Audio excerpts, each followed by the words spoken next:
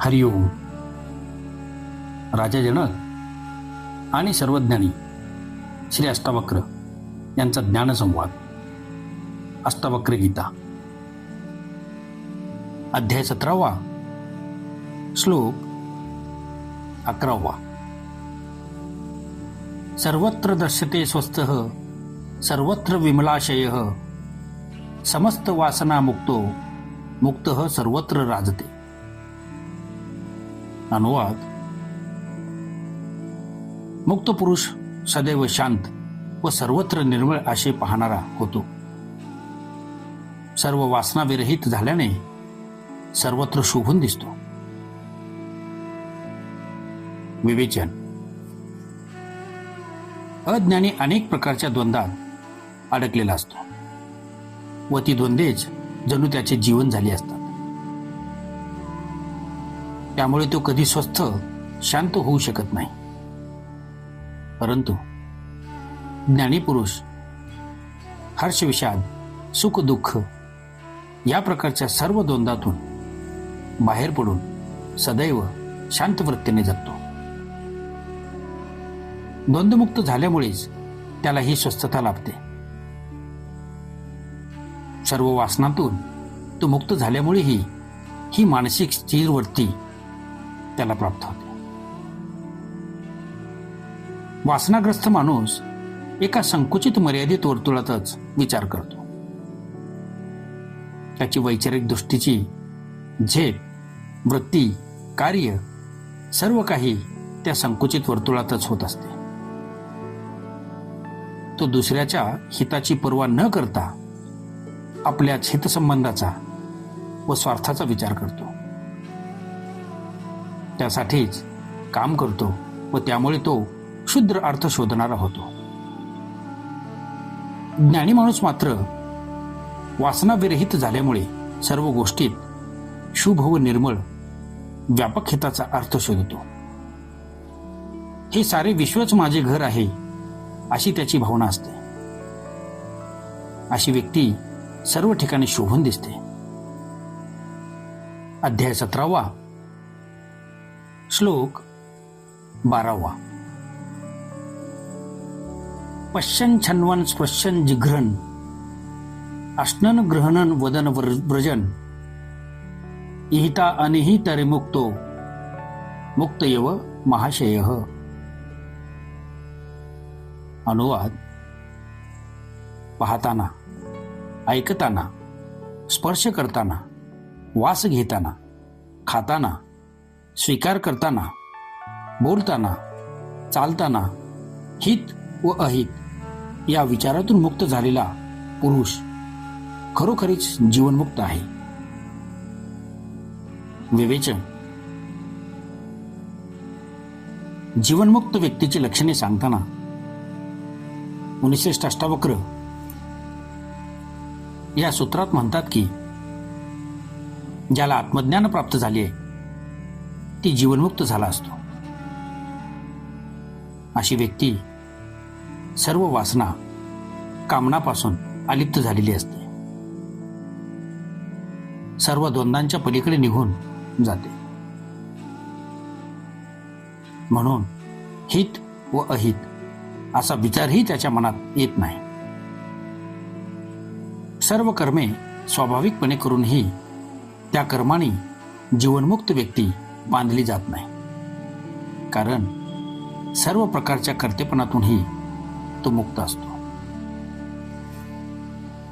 अध्याय 17, श्लोक 13.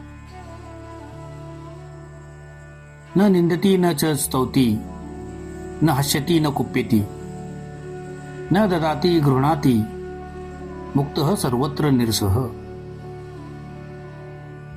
अनुवाद. मुक्त पुरुषाला कशातही स्वारस्य नसते. तो कुणाची निंदा करत नाही व कुणाची स्तुती करत नाही. तो हर्षित होत नाही व कुणावर खवळवतही नाही. तो कुणाला काही देत नाही व कुणाकडून काही स्वीकारत नाही. विवेचन. परमात्मा सर्व रसांचा परमरस आहे, पूर्णानंद आहे. ज्याला तो परमरस प्राप्त झाला त्याला संसारातले सर्व रस फेके वाटतात. म्हणून सांसारिक गोष्टीबाबत आत्मज्ञानी निरस्वरती धारण करतो.